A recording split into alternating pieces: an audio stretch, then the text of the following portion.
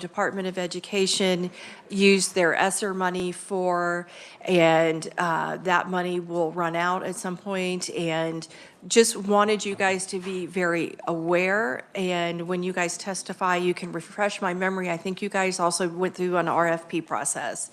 And, but I want you to be very aware because I think there's some things we did really well through ESSER. So there were things we didn't do so well and decisions we made, I think, that were very good for Kansas students, and wanted, especially with new people on the committee, wanted to just kind of make sure you were understanding what we were doing with this, and especially with KESA 2.0. So, welcome to committee. Before we get started, we are going to have introduction of bills. Do we have any introduction of bills today? All right, thank you very much. Don't forget that February 2nd is Monday. And Jason, what is that deadline? Madam Chair, that's the deadline to request bills to be approved for introduction by this committee. So if you guys think about that this week.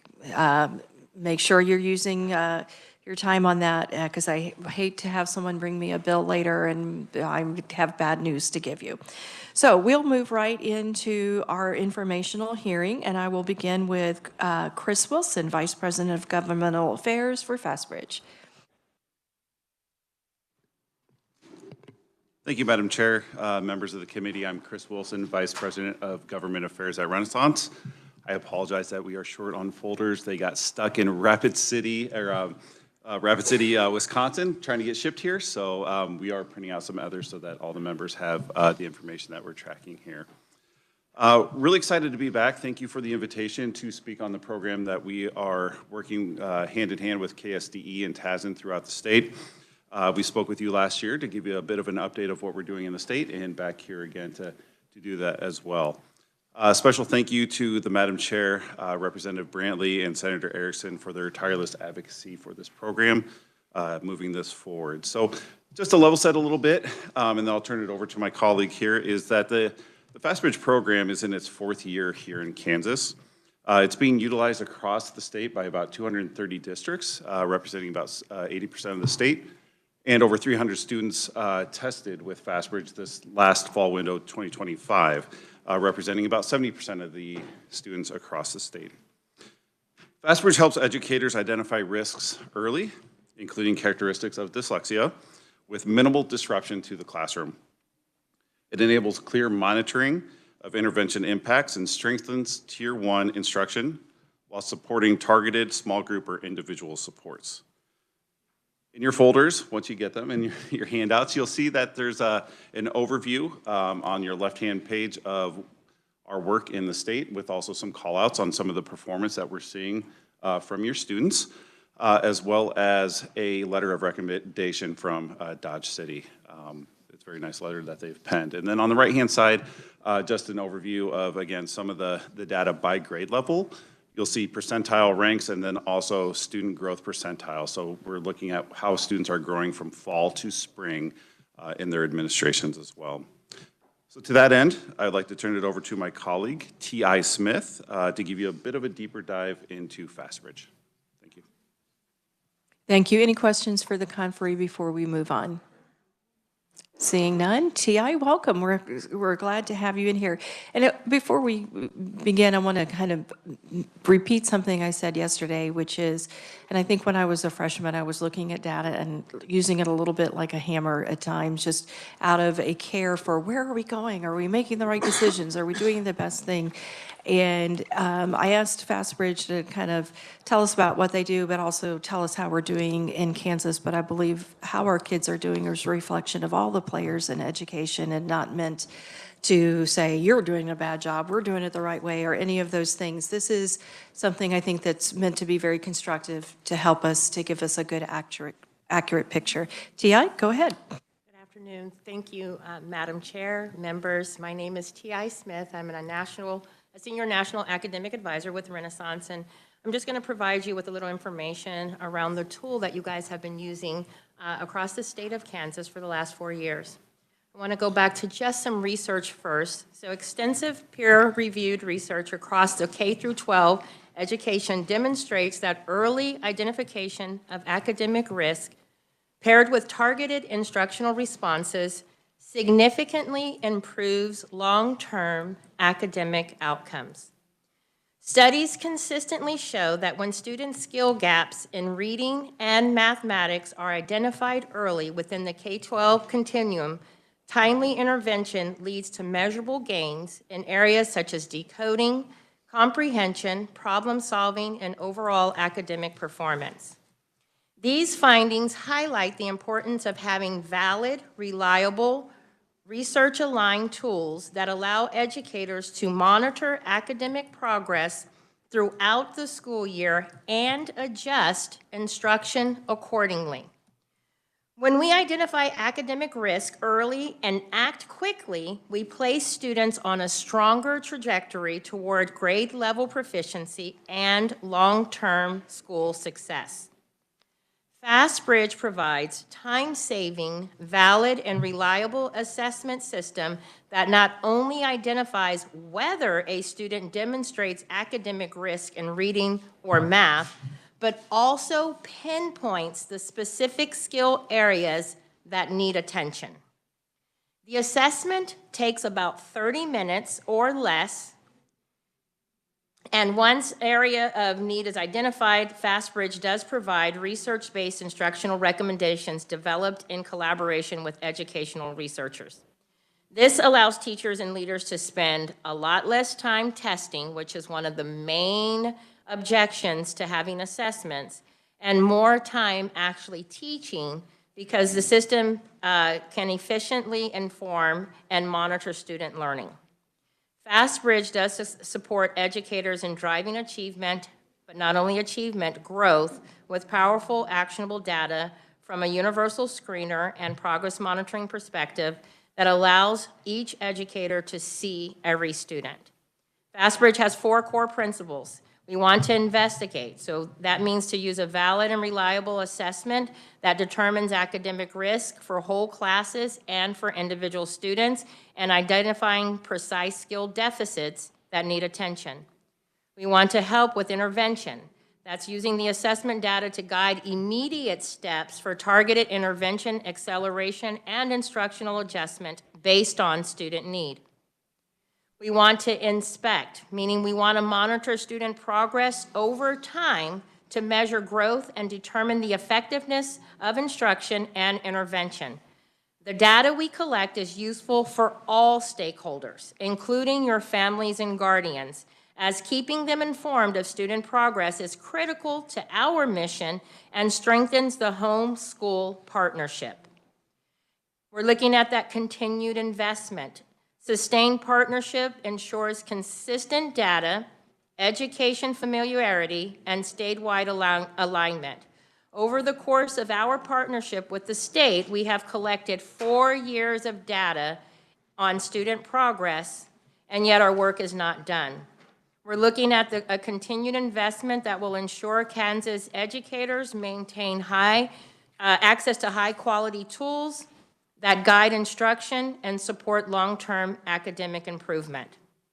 As Chris mentioned earlier, currently over 80% of Kansas school districts use FastBridge as their universal screener. This secures continued access to the assessment tools, ensures that data consistency, minimizes retraining cost, and preserves the strong educator expertise that can only be built over time. This means teachers can move from assessment to action quickly with little to no instructional time lost. Consistent data fosters educator confidence as the work to support students toward proficiency in reading and math across the entire K-12 continuum. I'm going to tell you just a little bit about myself. As a special educator for many, many years, I know the importance of data. If teachers are to plan and design instruction that truly allows students to be academically successful, they must begin from an objective starting point. one that can only be provided by an objective, reliable data.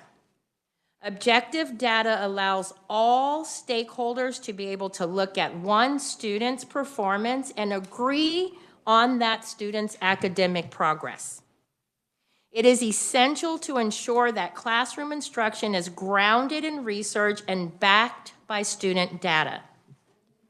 Now, I understand that there is a state test in existence. I come from Texas. We also have a state test. And we normally use that for overall accountability. But this functions as a post-mortem review. That's the year has passed. And while we can use it to help design for the following year, it does nothing for those students from the previous year. So that's kind of like an autopsy to tell us what has already occurred. What we need is to have a valid and reliable tool throughout the school year that holds teachers accountable for providing rigorous, differentiated instruction before the state test. And FastBridge fulfills this need by providing that actionable data when instruction can still change outcomes.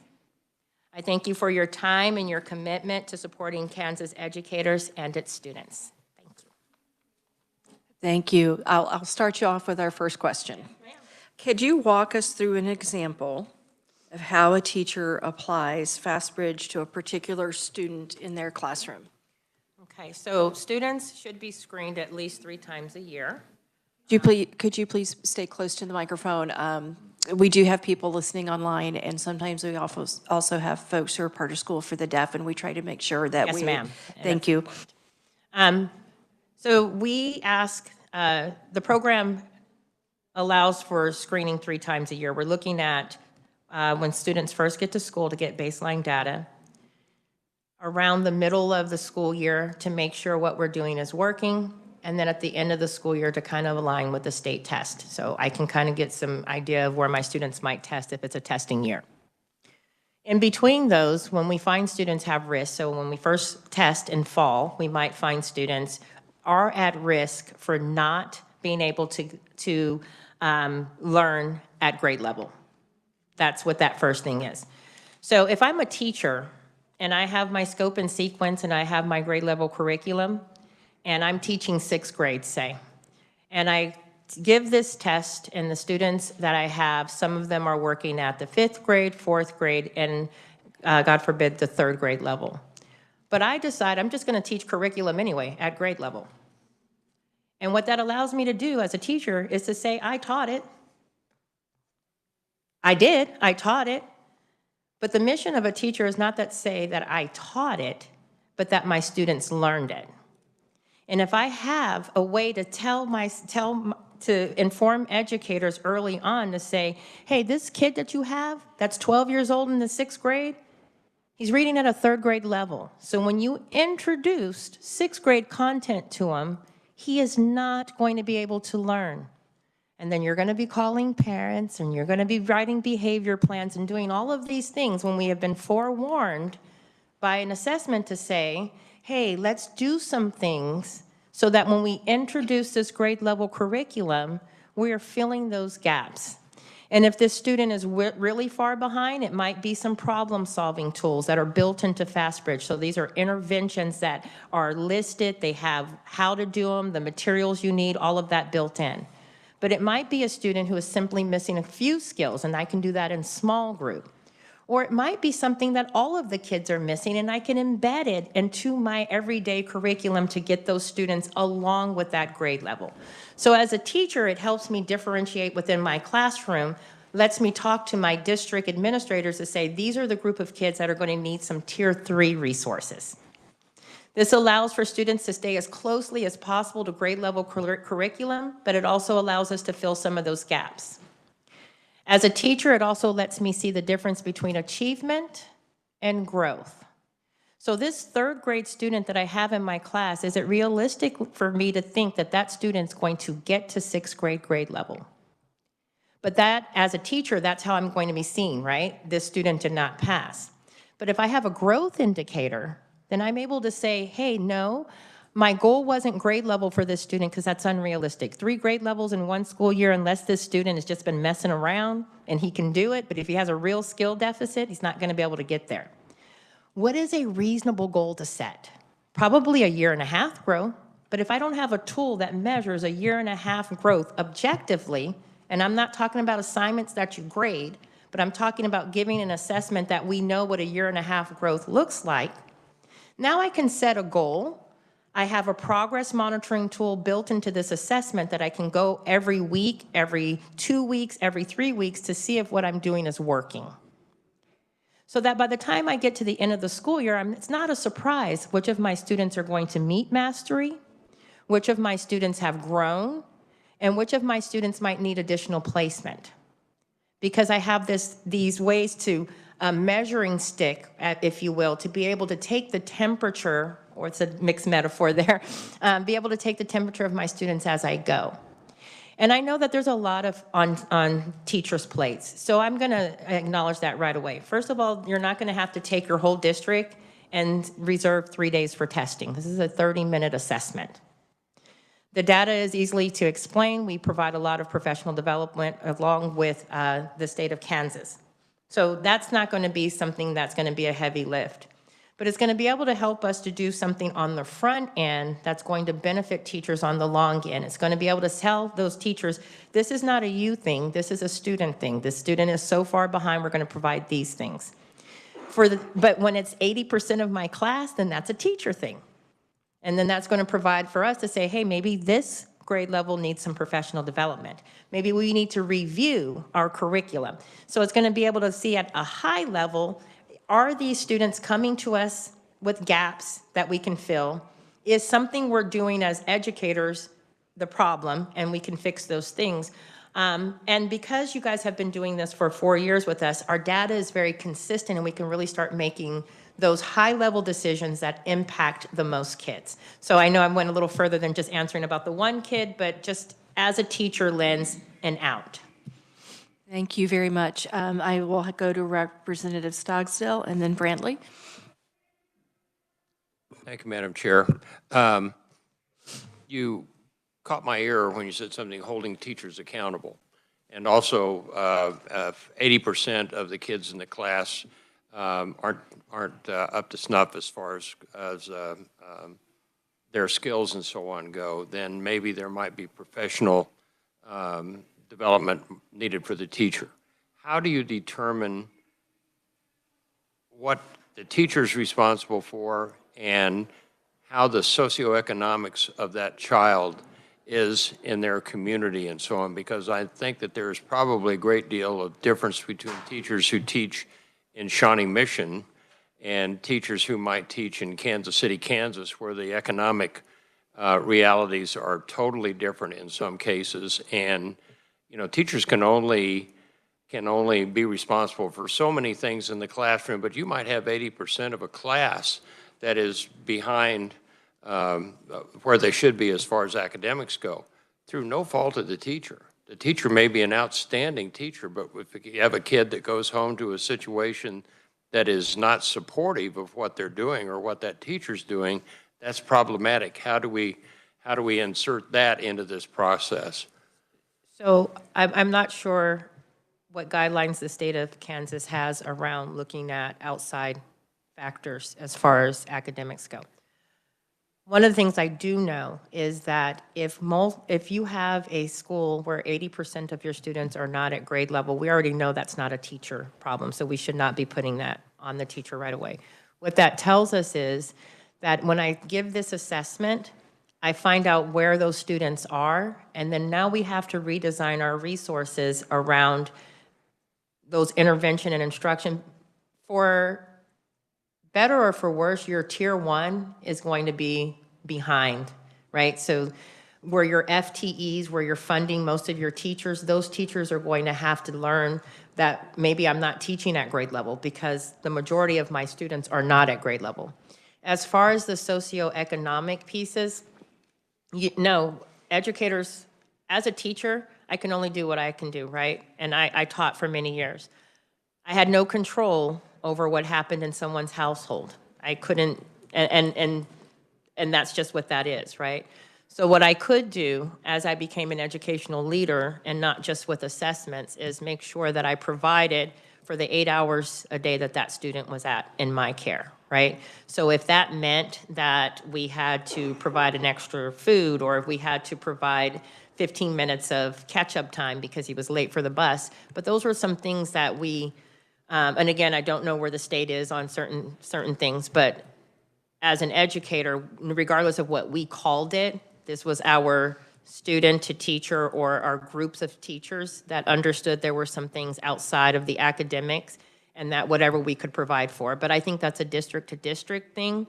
And if you want to pull your students, if you have an upside down triangle and most of your students are not performing well, then that is certainly a discussion. But at least from here, you can pinpoint where are we starting with these kids. So if we're going to provide the other resources, we want to make sure that if we are providing other resources outside of academics, that it shows up academically.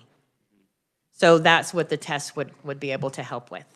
Okay, yeah, I'm supportive of the test. Yes, But I get it. it's always, that's the fly in the ointment for me in a lot of these things, is what teachers have no control over, yet in many cases get blamed for. And when I say accountability, I don't mean accountability to the score itself. I mean in what they teach, so that they don't, if I have a class full of ninth graders learning at the sixth grade level and I just start spouting off ninth grade instruction with the understanding that these are not, while they might be grade and age ninth grade students, but academically they're not, then I need to have some readjustment about how I'm going to teach. And that's a conversation that teachers often have with administrators, so that we can all come together and say, this is why we're asking for you to re-look at some of that curriculum and things that you're asking us to do for these students. Thank you.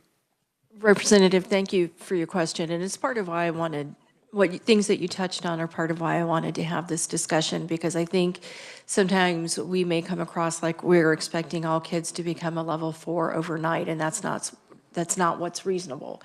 And I think that ability to measure growth and change and to factor in socioeconomic factors is very, very important as we move forward. So I'll save, there's a question behind that comment, and I'll save that because we do have others in the queue. So we'll go to Representative Brantley and then Getz.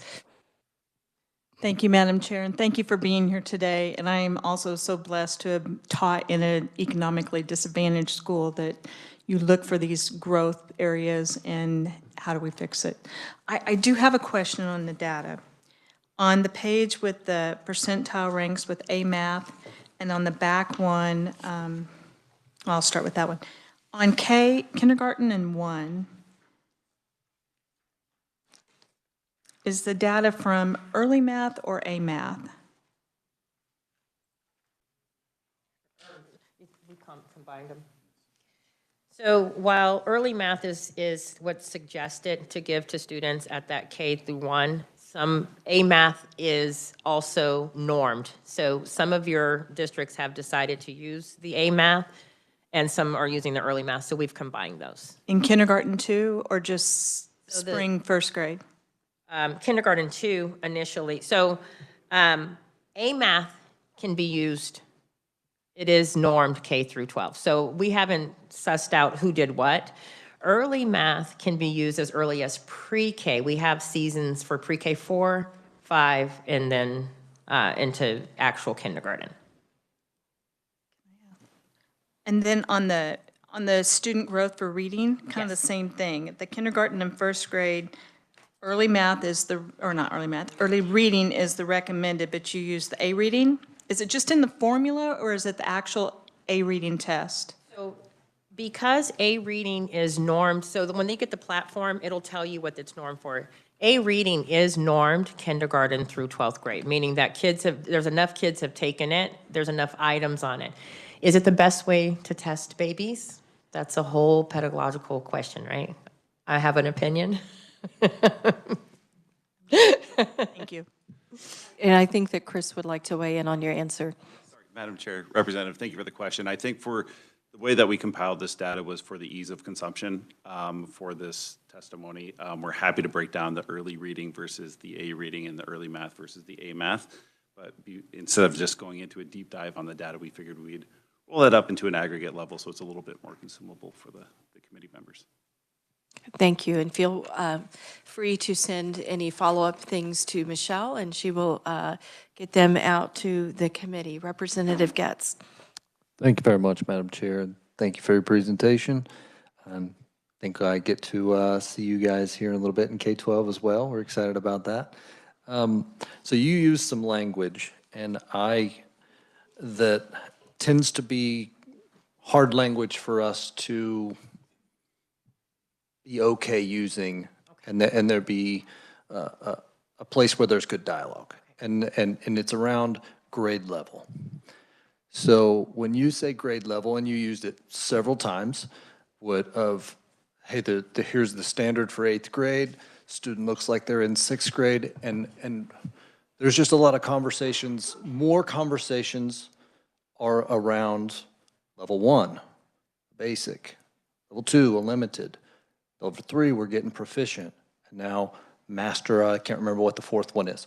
So how, if your team and FastBridge is thinking about it in grade level, and then also having some cooperation with the state test, but then I like the same sheet of music type thing that we're all kind of dancing to, and it seems like that is kind of a rub in the conversation and gets us out of step. Would you be able to explain kind of how you think those two could work together and they not be a knock on schools or teachers or anybody, but it's just, hey, here is the 8th grade standard, and a 1 means, does that mean 2 grade levels? Sometimes it means more, sometimes it means less. How do you navigate that when you use those terms?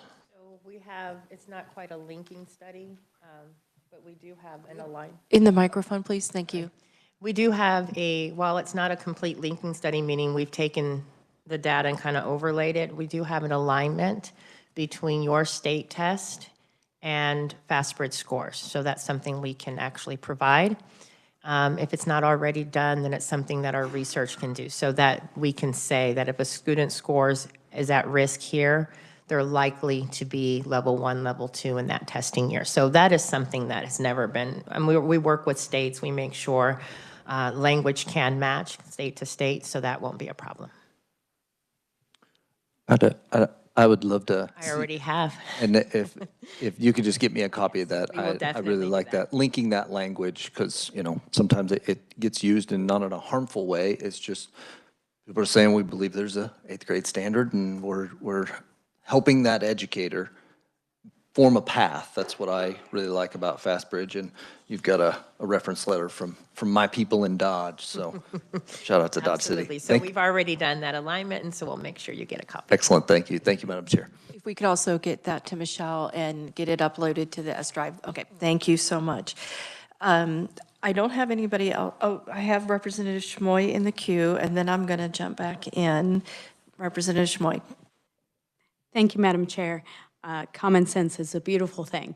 So thank you for putting all of this together. What I'm wondering is, when we talk about all of the stakeholders for a student, and we've talked a lot about teachers, because obviously we're teaching teachers how to teach in their classrooms that are ever evolving. What does parental or family involvement look like in this process? Madam Chair, Representative, we have reporting that does explain each of the scoring. It can go out as often as progress monitoring, meaning if you progress monitor weekly, we can make sure that progress monitoring is on that form. With any parent form, it's available, of course, in English and Spanish. With any parenting form, the first time you give it should not be in a mail. These are, I remember sitting in IEP meetings where we're just using a bunch of letters, and the parents are like, of course. And then you're like, do you really know what that means? So when you first send it out, it should be like your parent-teacher conference. But we do a lot of work within FastBridge to make sure the language is accessible to, of course, parents, but anyone who is the guardian of children, so regardless of where their placement is. Thank you very much for that Thank you. information.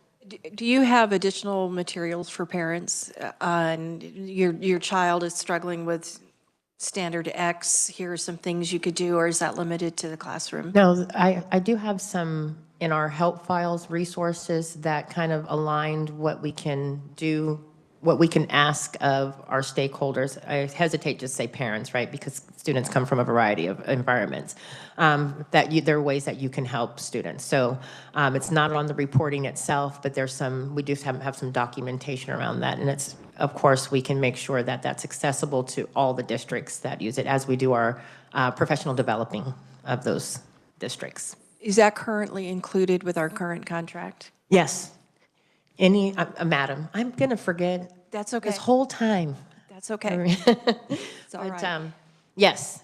When we do professional development, the whole package of FastBridge is available, including all of the help files, all of the teaching that you can do without professional development. Those are things that are built in. There's videos. There's all kinds of ways to either communicate with children, to communicate with additional staff. So if your paraprofessionals happen to be helping, because there's a lot of kids and a lot of things that need to get done. So even that training is built into the system itself. You have the state of Kansas has a full system to use to meet the dyslexia requirements or any requirements, pre-K through 12. Thank you, and I'm not going to put you on the spot, but the question I'm tempted to ask is, are we using everything that we paid for enough? And like I said, I won't put you on the spot with that. That's a reflection question, and I think Representative Brantley wants to jump in on this conversation. Go ahead. Thank you, Madam Chair. Actually, I was very blessed to be able to make some of the training videos when I was with MTSS. So any of the early math or early reading videos that weren't available, which there's a whole series in FastBridge that you can use, I assisted and made those training. I think one of the things that I would like for you to expand on is the difference between a at-risk screener and our assessments, because there are two different types of tests. So if we look at this tells us, is that student at risk of being below grade level, or are we looking at a summative test like our state assessment? Could you explain that, please? Okay, Madam Chair, Representative. When you screen, you're screening to see if students will have difficulty learning, and if so, why? Your summative says they have been given instruction over a period of time. Did they learn it? And so by being able to do both of those things, we want to know, did our students learn? But we also want to make sure that if they didn't learn, why? And we want to know that beforehand. So a screener says this student may or may not be able to learn at grade level or at beyond that basic level if we were doing the testing situation. So we want to screen to find out ahead of time if, when I introduce curriculum, will my student be able to learn, and how easily will they be able to learn? So if they're a student with significant risk, then you're going to know that they're going to have significant difficulty in learning, right? And so I'm going to make sure that the resources I provide for that group of kids doesn't look the same as a student who has some risk. And now I'm going to look at resources to make sure that I'm mitigating that some risk. So screening is not the same as testing for learning. I taught it, did they learn it, is a formative way, and I do want to track that. But are my students capable of learning? And if not, where's the breakdown? And that's what your screening does. It's that extra layer that gives us something to start with, and then to kind of, again, take the temperature of our students as they continue to learn. It also will let you know that a student who might be failing your class but has capabilities of learning, that this is not an academic issue, right? A lot of times we put kids in, in a special education class or intervention because they're failing your subjective classroom when they have the skill set to learn, and it allows us to look at other things beyond that when we find that out. So we want to know what the risk level is. So thank you for your question. Thank you. I don't see another question, so I'm going to jump back in with one. We do tend to think here in terms of the state assessment and what level you're on, and growth we talk about, but I don't think anybody on the committee, other than in a professional education setting, has had a chance to look at what some of the growth-related charts look like. Could you walk us through your student growth in math chart that you have here? And I don't know if our tech person has your presentation, if they wanted to show your slide as well. That might be helpful for those listening at home or elsewhere. But if you could walk us through that and help us to understand how we look at that. I don't think anybody's hooked anything up. No? Okay, I'm gonna try to, does everybody have, mine's black and white, so is everybody looking at your growth chart? I feel like a teacher again. Thank you for the question. Okay, so what we're looking at is that a student is going to take more than one test. Growth is not one point in time. Growth is test over test. So in order to get a growth score, you need to have at least 2 tests. But these are not just any tests. You have to have them within a season, because what we do is we take students' test in the fall and we norm it. So across the nation, kids who take FastBridge test score between this and this, and we put them in a ranking order, right? So 1 to 99th percentile. And so we're going to find out where the state of Kansas over time, where our students are. So that's 1 point in time. When we get 2, so from fall to winter, we have 2 scores, we're able to see if that student is making at least typical growth. So the typical kid is going to grow 50% year over year. If a student is at grade level and they're growing 50% year over year, then that's going to be enough growth for them to get to the overtime, right, to the end of the year. If a student is less than typical growth, we know that there's going to create gaps. And if a student is already behind, we know that that's going to create even more gaps. So we're looking for a student to grow beyond, if there is a gap, beyond typical growth. So what you're seeing here is in my kindergarten growth over time. Let me see. I have my students who are in modest growth, typical growth, and aggressive. So those kids who are falling way behind, we might have to set a goal for aggressive growth, so more than 50%. My kids who are on track, we're looking at typical growth. We just want them to continue to grow. Those students who are on track or right below, if they don't have enough growth, they might fall behind. So what we want is for our students that are really far behind, if we are setting goals, we might have to go for aggressive growth. I will tell you that students who are in the 99th percentile that are already performing high, sometimes growth is harder to come by. They're fighting for those top spots, so they may not have high growth or aggressive growth. They may stay in that modest to typical growth, but that's not a concern because they're already at the high.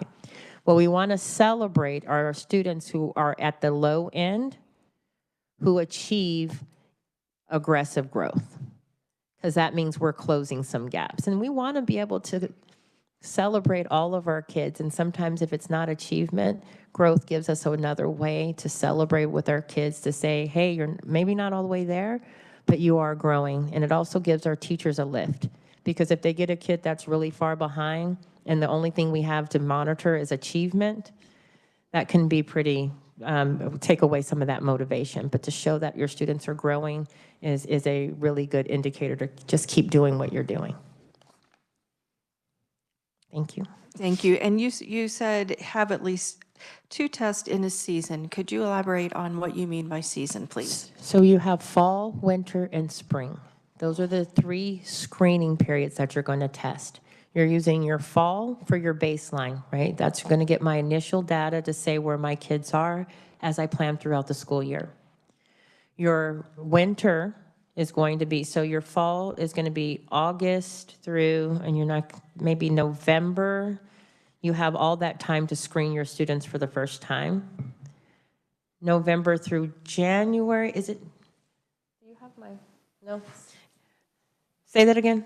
'Cause it's August through, anyway, you have a fall screening window. It's a 2-week window in the fall. You can set your 2-week window, but we have a wide, Oh, you guys do? No, Yes, so- Kansas, we have a 2-week window at Yes. the beginning, like second, third week of school, and then you give it again either before Christmas break or after Christmas break, and then at the end of the year. so when you do that, when you do it before Christmas break, which is probably better than after Christmas break, because learning loss is real, or what it looks like learning loss is real. Then you're going to be able to take those 2 scores and see growth. You can't see growth if you don't have an additional test. But our data exists for norming within those screening windows. So as soon as the fall window closes, we take all the data and we're able to rank kids, find out where they are. Also to be able to look at testing history. So we see the kids that are testing low, we're only going to compare those to other kids that are testing. We're not going to look at our high flyers and our students who are struggling all together. We want to see growth based on where that student is. It takes those 2 testing windows to be able to see that growth. And then again, at the end of the school year, with the understanding that we have progress monitoring tools throughout that are going to help us see where students who have risk, if they're really making progress before they test again. It's always to make sure that we're using the data to inform instruction so that the next time we take the student's temperature, we see some actual growth. Thank you. I'm going to go to Representative Hubert. Thank you, Madam Chair. Appreciated the opportunity to talk before this meeting. How do you utilize other testing results, state tests, ACT, and other different things? When you talk about fall, you already have information as a starting point at the beginning of the school year from the previous year. I know you call it an autopsy, but it's even a part of what's available to help teachers. So how does that kind of flesh in with the other things that you test on? Madam Chairman, or Chairwoman, and Representative, when I say it's an autopsy, I don't mean that it's not valid information. And we already had, yes. It just means that now, as I take a look at that, I'm looking at trends, right? How did this cohort react to the instruction? Do I need to make some changes to what I did last year? But then we're going to say, based on that, though, I want to also be able to compare the kids that are incoming with the kids that are leaving, right? Is this the same cohort of kids? Sometimes you get a cohort of kids that looks nothing like what came before, right? And so making the adjustments based on the previous year's cohort doesn't really ensure that what you do this next time. So I have that. But then we have these other high-stake tests, ACT state tests. So we want to triangulate that data to see that what we're getting is consistent. So a student who consistently performs low, does he also perform low on the state test? So we're looking at seeing how resources can be used. So all points of data are usable. We know that ACT informs instruction early on in a different way because we're moving towards being able to take and be successful in the test. And we know that summative says that we're looking at our curriculum, we're looking at teaching practices so that we can make sure, so that's going to be your state test. And then we know that looking at a screener says almost individually what might be the barriers to this student learning and how can we correct them. And we're going to pull all of that data together. Thank you. You hit on a couple of themes there that matter to me, because I think we look, well, do our assessments look, do we have more kids or less kids in a level 3 or 4 or 1 or 2 than the previous year? But we don't always give teachers credit for the kids that walked in their classroom may have improved because you may have had a bulk of them in level 2, but you may have had most of those 2 walk in the door as a 1 from the previous year. So along with measuring growth, I think it would behoove us as a legislature and the education community to be able to look at a cohort angle as well. I think those things are also very important. And I have a member of the Blueprint staff in the back of the room, so I have to ask the question. You mentioned professional development for current teachers. Do you also make FastBridge available to students who are in college learning to become teachers? I'm going to defer. It's something that we've been trying to talk about, but. Madam Chair, thank you for that question. It's something that we've looked into. We're looking for a state partner that we can lean into with and have conversations with our strategic folks internally and with our product folks on what does something like that, what does that look like? Being able to identify the right program at the right campus with the right professors, with the right educators and the right cohort. I think that not only arms your educators right when they come out of the classroom, but it also helps them add something a little bit more to the resume too that helps them potentially get hired as well. So that is something that we would be eager to lean in with the state. Thank you very much. I think that's a win-win for everybody. Before I go back to Representative Brantley, I'm going to ask you one more question. And I don't mean to put you on the spot with this, but I'm asking it so that based on what your answer is, we can take a look at what they're doing and learn from a good practice. What state do you think that you work with and you're familiar with would be model states for us to look at on how they're modeling, how they are tracking growth?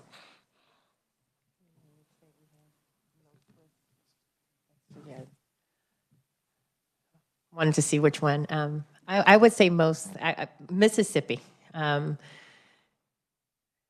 say that because when we think sometimes, different states are, they're on a list and people see that kind of outright, but people don't really know the work that's gone into it. Mississippi had a high bar to achieve. They had a lot of ground to cover especially in the reading area. And so if I had to say that one of the states that we have partnered with and supported on the data end first to say, hey, there is a problem, right? We have research-backed data that says when your students take this risk assessment, they're not failing because they can't, because they're not being taught. They come to us differently, right? And if we assess right off the hand, we know that they're not going to be typical learners because they're coming to us way below. So Mississippi said, hey, well, we want to do something about that. And so if you were to dig in, Mississippi is one of the states that took the data seriously, regrouped, and started to work through some of the ways that they're going to address the students they have, not the students that they wish came to them, right? And so they're taking them where they are, accepting the data, and then doing the things they need to do to move them forward. And are there related policy decisions that you think were very good? Yes. Helped that? Of course, the dyslexia piece is always when across the United States, people started to talk about like dyslexia can be a barrier to demonstration of learning. So they started looking into their reading programs, their dyslexia, and so that once those policies started to be passed, we started to partner with them Renaissance has partnered with Mississippi for quite some time. But in this way, we were looking at those individual measures that not all screeners are able to do. Being able to look at those places where we can actually progress monitor. You have another? Yeah, Madam Chair, great point, and apologies for reading off my phone here, but Mississippi comes up a lot. I think a lot of folks say Mississippi Miracle, and I think if you talk to the folks in Mississippi, they'll call it the Mississippi Marathon, because this is a 10-plus year project or initiative that they've had in the state. So again, apologies for reading off, but just give you an idea of, so I think you touched on the policy that they have in the state there. So it's the Mississippi Literacy-Based Promotion Act. And what is included in that is screening for grades K through 3, which Renaissance is the approved vendor. Also includes kindergarten readiness assessment for all public and charter pre-K and K students, which Renaissance is the vendor there.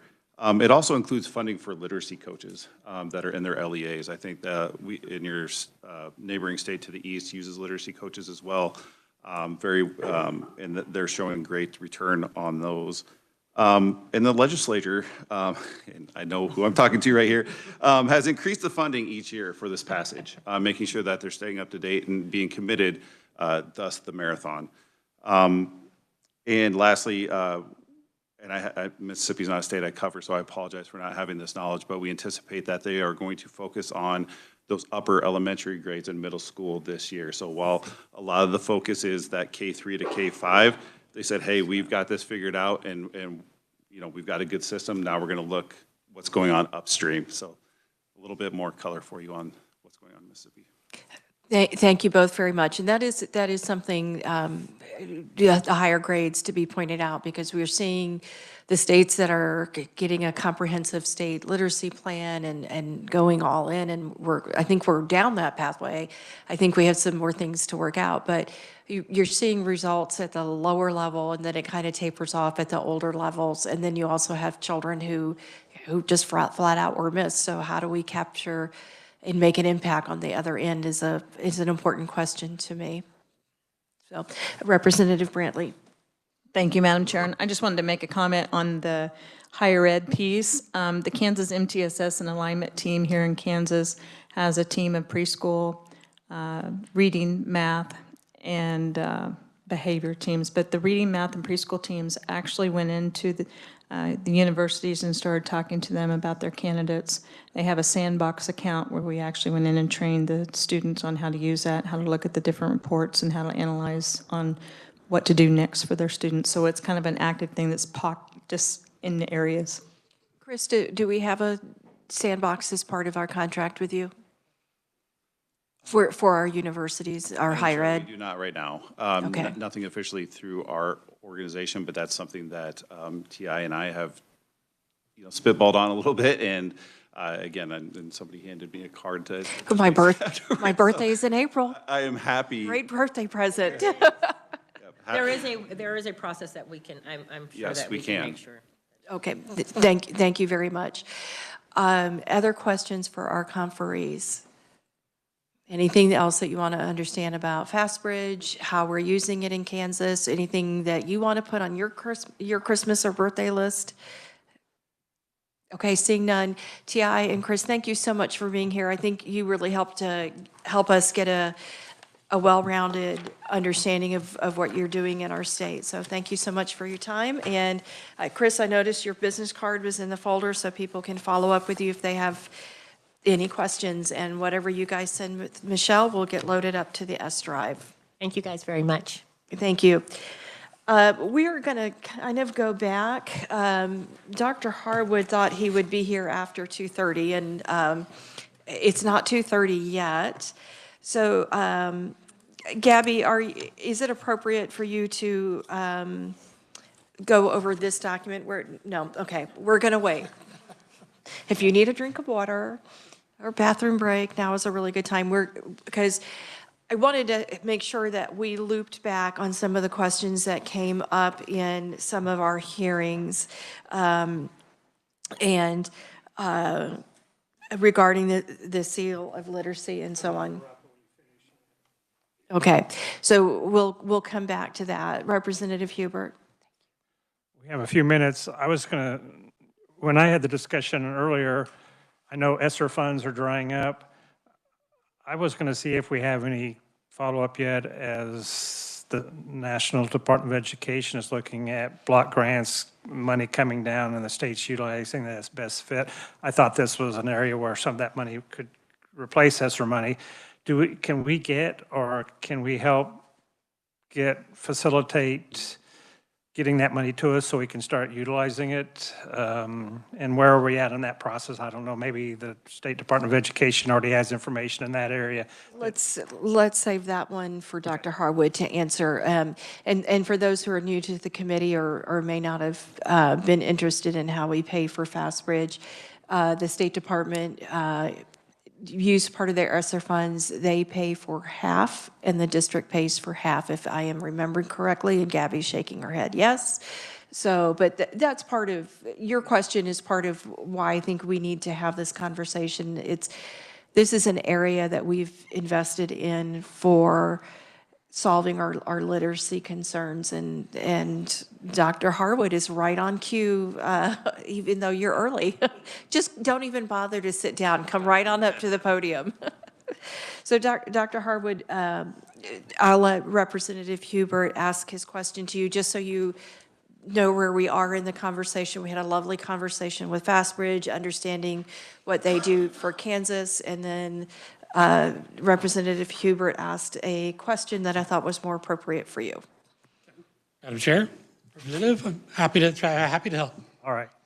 We were talking about even with replacing ESSER money, and I was wondering where we were at as far as coordinating with hopefully the block grant money that's going to be coming from the federal grant with no strings attached as far as how we want to utilize it. Do we have an update as far as when we might be able to start seeing and planning for how to use those funds? So I would say that based on what the House, the U.S. House passed, and what passed out of Senate appropriations, it is unlikely that we would move to block grants. So what's happened is the legislation or the budget bills that have come out of the two houses, the two chambers, have actually reinforced the need to keep the U.S. Department of Education and have, I guess, moved to strengthen that they would be spending those dollars and that that any of the formula funds would continue to flow in the same way. Most of them level funded, a couple of them with increases. So the only indication that, some of the block grant thing would be some of the discretionary funds that actually change from administration to administration anyway. Thank you. Did that answer your question? I still have more questions, Might save it for individual conversations. Okay, thank you. Dr. Harwood, I have in front of me the list of answers to kind of that were, I think, confusing areas after we heard from the seal of literacy. Do you have that with you? I do not. I thought I was going to talk about fetal alcohol syndrome. We're going to we can start with that and then go to this one, and I'm happy to slide this one down so you have a point of reference with, Gabby is so fantastic. She has an extra one for you. So I did want to reopen the hearing on the bill about fetal alcohol syndrome that we had, because one of the things that came up often was a sense of parental rights. And we had questions about how does our state handle that? And rather than me giving you an answer, I wanted to have Dr. Harwood come back and talk about that. You go ahead. So, I wasn't here for the hearing, which is why I'm here now. But some of the conversation, I'll talk about a couple of different things. Some of the conversation seemed to be around whether or not the diagnosis of fetal alcohol syndrome would lead to an IEP. And the answer is not directly.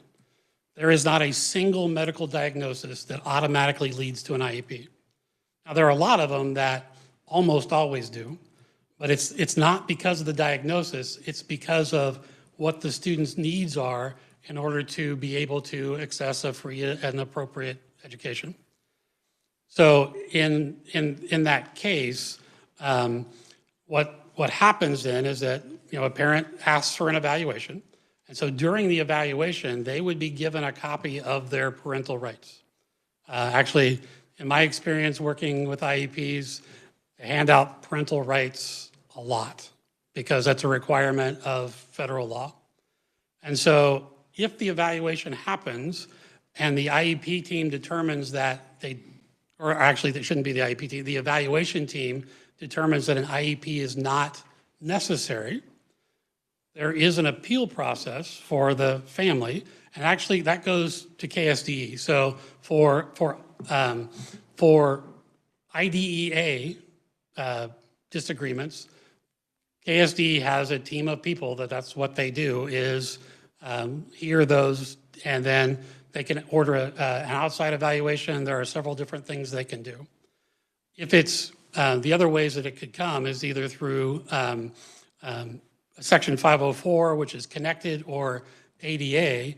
That would actually be a discrimination situation, which actually goes to the Office of Civil Rights instead. But if the question the parents have is, I think my child should have an IEP, but the school doesn't agree, they bring that to KSDE, and then we start an investigation or start looking into, you can go through mediation, there are several steps. Thank you. And is there a statewide organization that helps parents with their rights?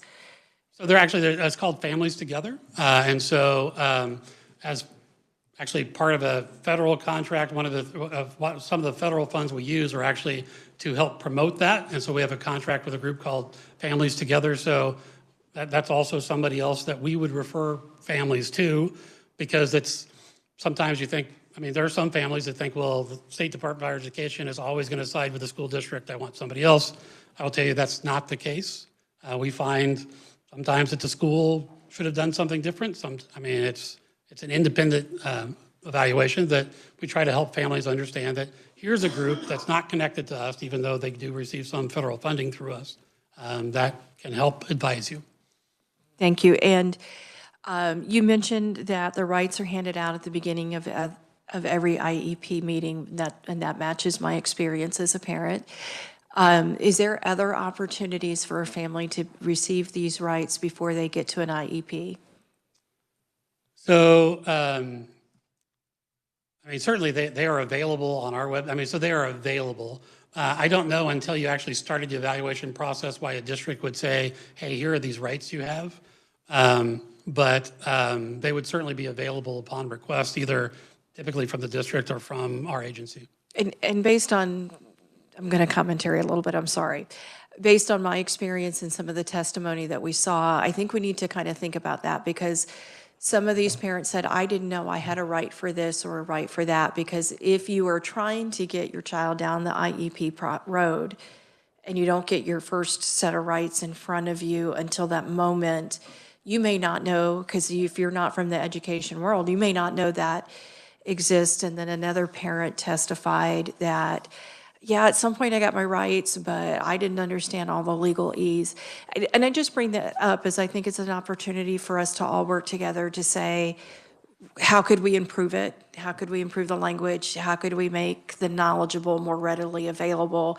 And that's a difficult question for everybody these days, because we have so many different ways to communicate. We're not communicating. So I will say that there is little ability to change the documents that we provide, which is probably going to make most of you think, well, no wonder they're confusing, because they are prescribed by the federal government. I think that, yes, in any communication, sometimes people could do better about helping people understand that. Districts have to be somewhat careful of not trying to give legal advice, but steering them. So certainly there are ways we can improve the communication, and we can take it back. KSD has a conference for special education directors. We can put that in there again about talking about how to share the rights, and those kinds of things are out there. And then also just trying to help families understand that most of the time when families call KSD and say, I don't like what my district did, stop it. We say we don't have the jurisdiction to do that. That's local control, a lot of those situations. Special education is an exception that we actually do have jurisdiction of doing an investigation and taking some action. So helping people understand that, we can try to look at that as well. I appreciate that, and if you need help from the committee on how we can help you help that, because I know it's hard to be under federal language. As someone who lives under two different sets of ethics rules, they're not always easy to understand. But I think that's a way that we could serve Kansas families better, and I think we can, I believe in us and our ability to do that. Any other questions for Dr. Harwood? Jason? Thank you, Madam Chair. Thank you, Dr. Harwood. The Families Together thing just kind of has me intrigued. It's an independent agency, and I just wondered if do they provide a report that we could see, like, here's what we did this year, here's some of the cases that I know there'll be a confidentiality piece of it, but here's what we were paid and here's what we accomplished. That would be interesting to me. So if you remember last year, we talked about TASN, which is kind of this big umbrella thing. That contract is under the TASN umbrella, which actually has an evaluation component. So we can look and see what their evaluation was for last year and try to get you a copy of that. Great question, Chair Getz, because I called you the wrong thing when I called on you. I apologize. Any other questions on this topic for Dr. Harwood? Dr. Harwood, did you have anything to add on this topic? No, I mean, I think that it kind of goes going back to the bill. This actually will be, if enacted, is exactly like the dyslexia bill. So having a diagnosis for dyslexia does not mean you get an IEP.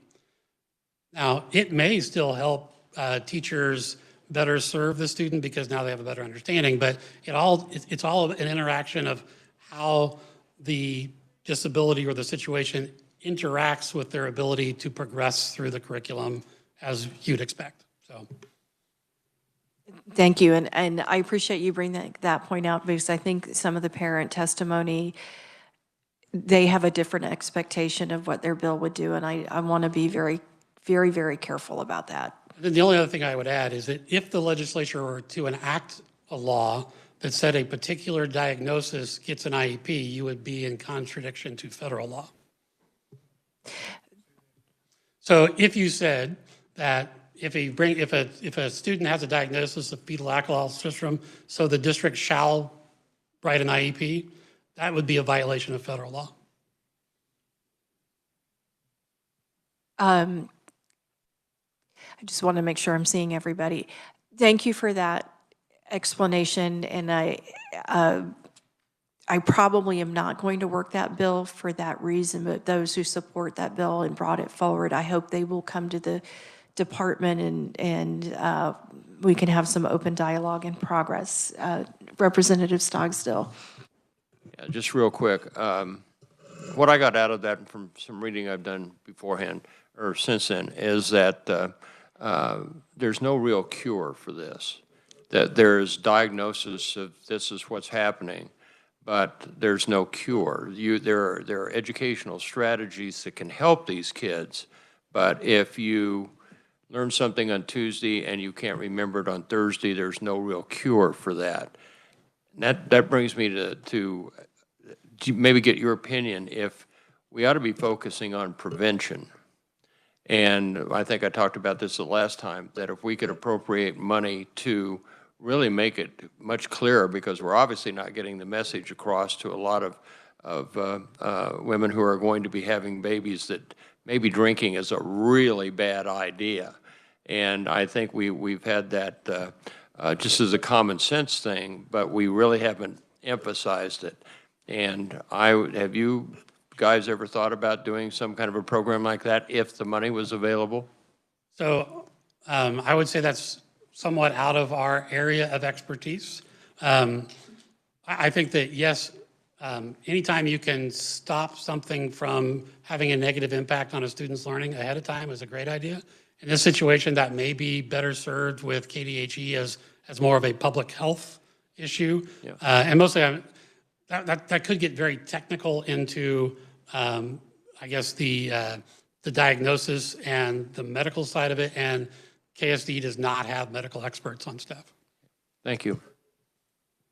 Thank you for that excellent point, an ounce of prevention, right? So any other questions for Dr. Harwood on this? All right, thank you so much. Did you want to clarify anything on the handout that you guys had given us about confusion of what belongs to the blueprint and what belongs to letters and ways people can get their seal?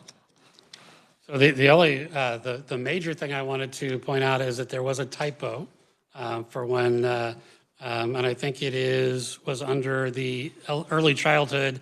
There should be, this is corrected, right? No. So it should be 1,407 instead of 1,470. So we did have a typo, which is why Representative Chauncey's math didn't work out so well. But I would point out that those exact numbers were given to Dr. Lane, and so it is the same piece. I guess when we look at it, if you want to talk about just of the people that have obtained the seal or are working to obtain the seal, the way I understand it, the blueprint for literacy is about the foundations classes, which are somewhere on here.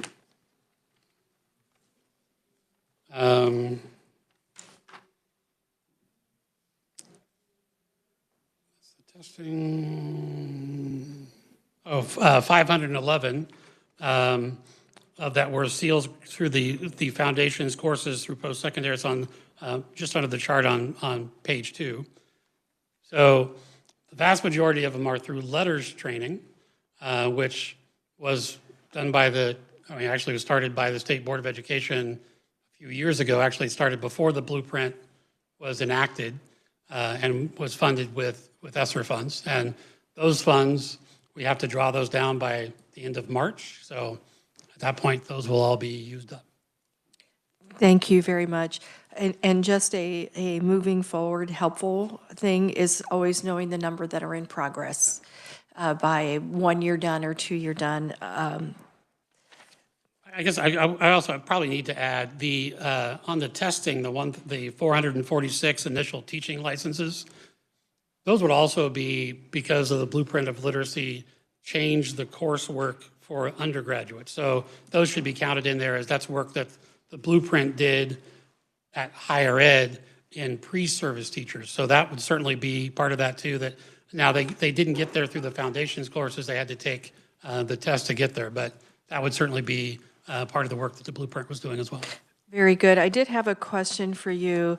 When I was inspired by Representative Chauncey, who's excellent at math, just proven and validated, when I looked at the participants who, on your last page, completed and participants with active licenses in progress and subtracted that from the total, it seems like you get, are we getting a small number who are not passing? So our pass rate, again, except for there was a little blip in the summer when the test changed, has been about 96%. So yes, we have about 4% that aren't passing at the 80%. And again, they have to get 80% or better on 2 different tests. Okay, thank you very much. Representative Chauncey, did I see your hand up for a question earlier? Okay, any questions for Dr. Harwood on this topic? Representative Brantley. Thank you, Dr. Harwood. Thank you, Madam Chair.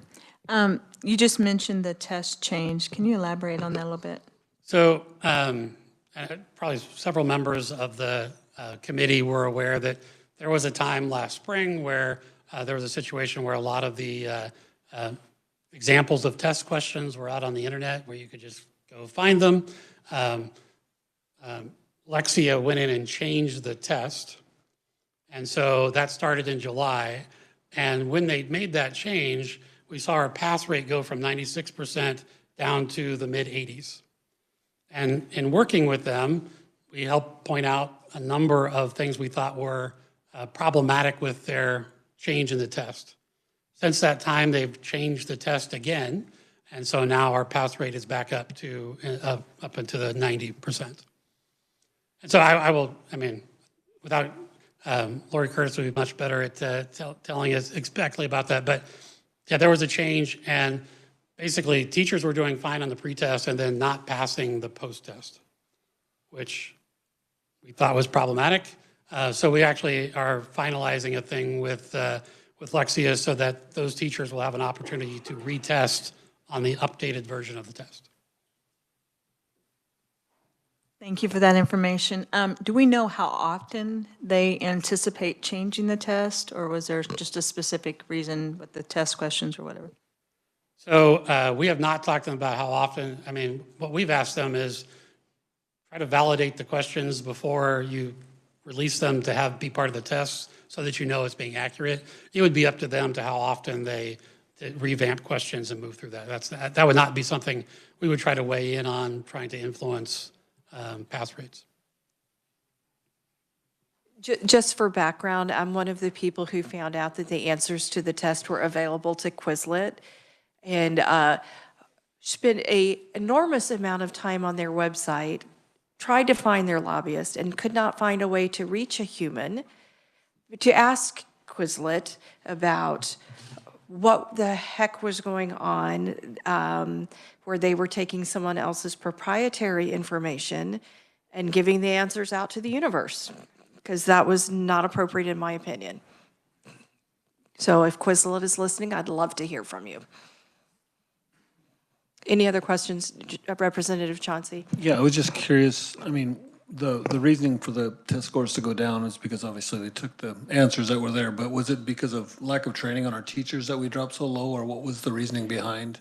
So, again, I didn't take the test, but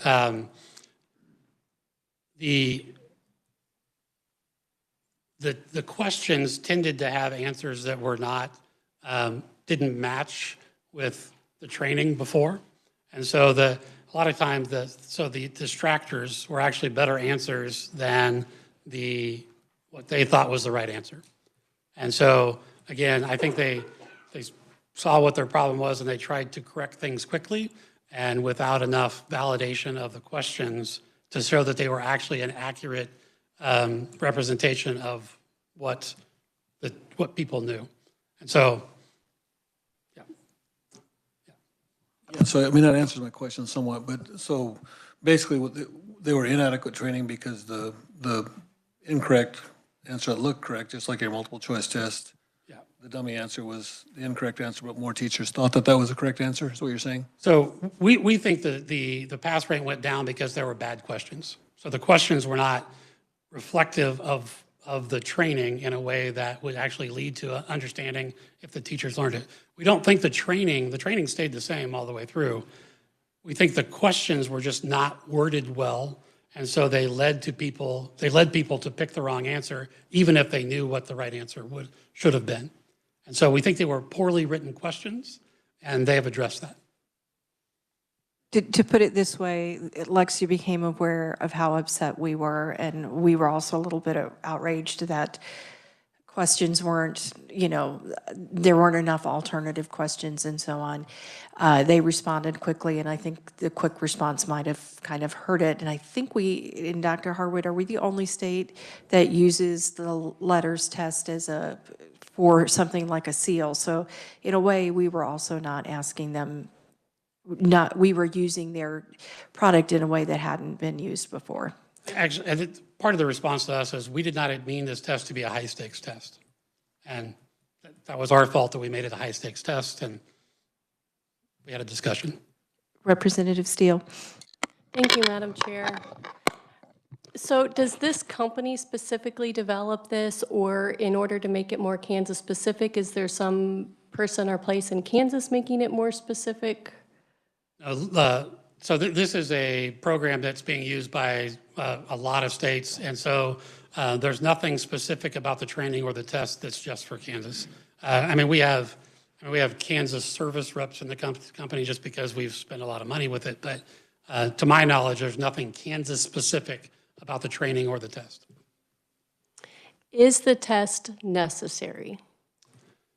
So I guess that depends on, I think the state board decided that just going through the training, in most cases would be fine. I think some of it was, we want to make sure that people are paying attention to the training and doing that. And so because it was going to be part of their license, it was determined that the test, which is untimed and open book, was a reasonable way to make sure that the learning had happened. Thank you, Madam Chair. Any other questions for Dr. Harwood? Dr. Harwood, thank you for coming in and being part of the discussion that's going on today. Committee, anything else? We already did bill introductions. I'm aware that some people would like to participate by WebEx on Friday, and that is 100% A-okay, especially if the weather is bad again. So I won't be having anything that you need to be present to vote for. So WebEx is okay. And having said that, I now envision myself alone in the room with just me and the vice chair because he lives in Topeka. And he comes to the Capitol every Friday, which is excellent diligence. That being said, thank you all for being here. Thank you for a great discussion, and we are adjourned.